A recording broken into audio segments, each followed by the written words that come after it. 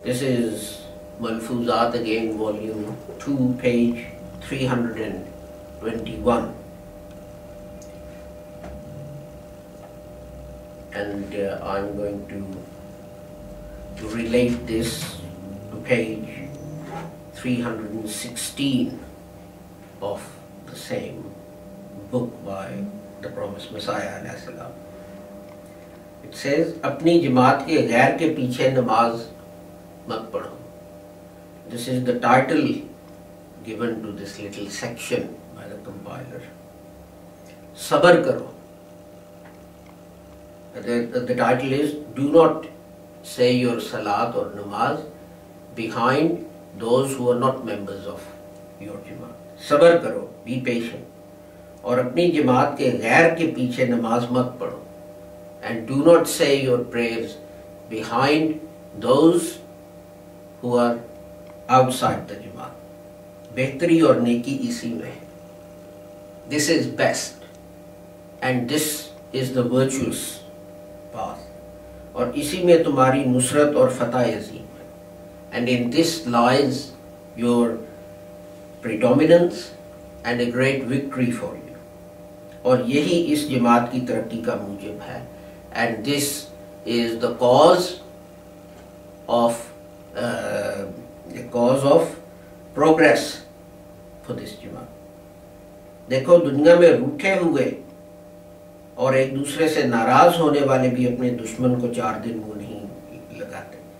Look, in this world, those who are upset with each other and those who are angry with each other, they do not talk to their enemies. और तुम्हारी नाराजगी और रूठना तो खुदा के लिए है. Your upsetting or anger is for the sake of God. तुम अगर इनमें रले मिले रहे, if you remain within them, तो खुदा ताला जो खास नजर तुम पर रखता है वो नहीं रखेगा. Then God, who keeps that special eye on you, will not keep that eye on you. पाक जमात जब अलग हो, when a group of the righteous or pure is separate, तो फिर इसमें तरक्की होती है. Then it makes progress. Now some people say that this is a harsh message, but Hazrat Sahib is right. If someone says something about your father or mother or brother or your husband or your child and so on, you become angry and you don't say prayers behind them. But when they abuse the Messiah, the person we believe to be the Messiah sent by God, then we say, how can we say, forget it, it's all right, it's fair enough, we'll pray behind them or we'll pray with them. And the explanation to some extent is given on page 316. And this little section has the title, Harshness in Writings. किसी ने जिक्र किया, someone mentioned, कोई इतराज़ करता था, that another person objected कि मौलवी अब्दुल करीम साहब की तहरीर में सख्ती होती है, that the writings of Maulana Abdul Kareem are harsh. फरमाया, the Promised Messiah replied, हर एक अमर के लिए मौका होता है. For everything there is the right time. एक मौलवी को ऐन मस्जिद में बदकारी करते हुए देखे तो देखने वाला जरूर कहेगा कि ये बदजात है. If you see a religious leader fornicating in the mosque, you will say, this man comes from a lowly family. दीन की बेइज्जती करता है. He dishonors his religion. मगर जो शख्स नहीं जानता कि महल और मौका कैसा है, वो धोखा खाता है. But a person who does not understand the situation, he becomes deceived. एक शख्स ख्वाह मुख्वाह अफ्तरा करता है. A person makes false allegations without reasons. बौतान बांधता है, makes एलिगेशंस, गालियां देता है, abuses, एक ना दो ना तीन बल्कि बीसों तक नौबत पहुंच जाता है. This abuse is not once or twice or thrice, but many times. ख्वामखा कहा जाएगा कि ये बेहया है.